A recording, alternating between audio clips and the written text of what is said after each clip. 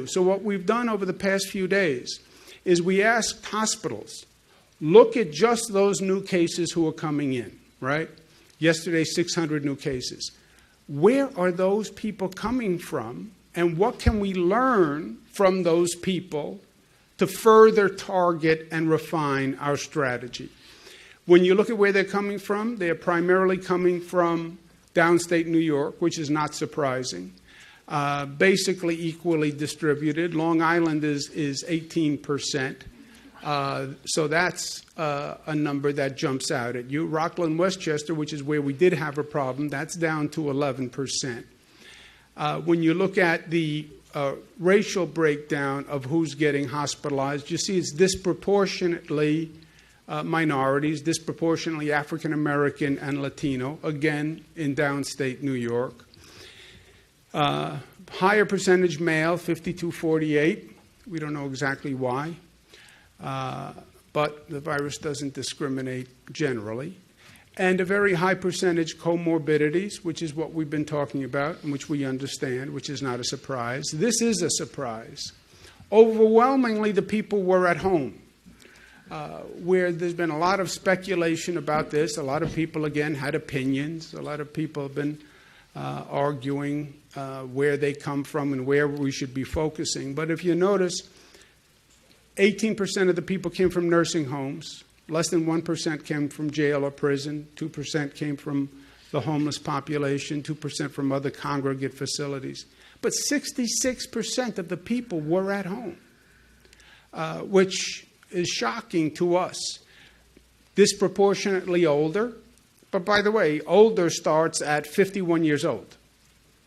I'm a little sensitive on this point. But if older starts at 51 years old, then that's a large number of us old folk in this state, in this country. So that whole vulnerable population being old, well, old is now 51 and up. So think about that. 60 to 70, 20%, 70 to 80, 19%. But 51 years old is old.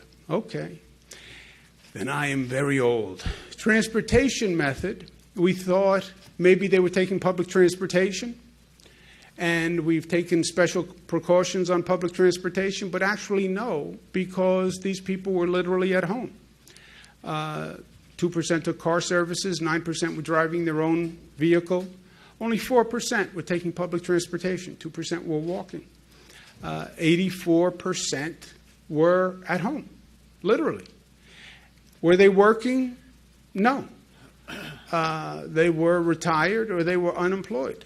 Only 17% working. So that says they're not working, they're not traveling, they're predominantly downstate, predominantly minority, predominantly older, predominantly non-essential employees, and that's important. We were thinking that maybe we were going to find a higher percentage of essential employees who were getting sick because they were going to work, that these may be nurses, doctors, transit workers. That's not the case. And they were predominantly at home. So now that's only 3 days. That's just about 100 hospitals. And I've read that the East Coast strain is a lot more contagious than the West Coast strain. Do you have any understanding of whether people can be reinfected, whether the antibody test is any indication of a person's immunity? For what I know and what I believe I said, originally we were told the virus came from China, right? And everything was stop the virus from China and China travel ban. CDC comes out last week and says, oh no, it didn't come from China. It went from China to Europe and then from Europe to New York, which is a dramatically different situation because we were sitting here in New York, February, March, watching China. And the federal government came in and they were at all our airports screening everybody from China. Nobody screened people coming from Europe. And now it turns out there were like 2 million people who came from Europe during that time. And they landed at JFK, they landed at Newark Airport, some went to Chicago, that's where the flights go. And then they just mixed into society, and then you have New York, which is one of the most dense communities in the country, and the virus took off. Nobody said it was coming from Europe, right? Visitors from Europe walked right through the airport. Nobody said to New Yorkers, be careful if you just with somebody who came from Italy, be careful, they may have the virus. Nobody said that. They think the virus may have come last December or November, so they're looking at autopsy reports to see if it should have been a cause of death last year, which to me is just a wake-up call that, we think we know what we know, but nobody knows. Nobody knows. I mean, look at all the revisions that are now going on about all the facts that we thought we knew, January, February, March. So what the CDC is doing and others are looking at is the genetic fingerprinting of this virus to try to figure out the differences between whether it's those who came from China and from Italy. And unfortunately, all the information is not out yet about how this whether it's mutated, what's the difference of these viruses, and the severity of the virus as to whether one strain would be worse than another.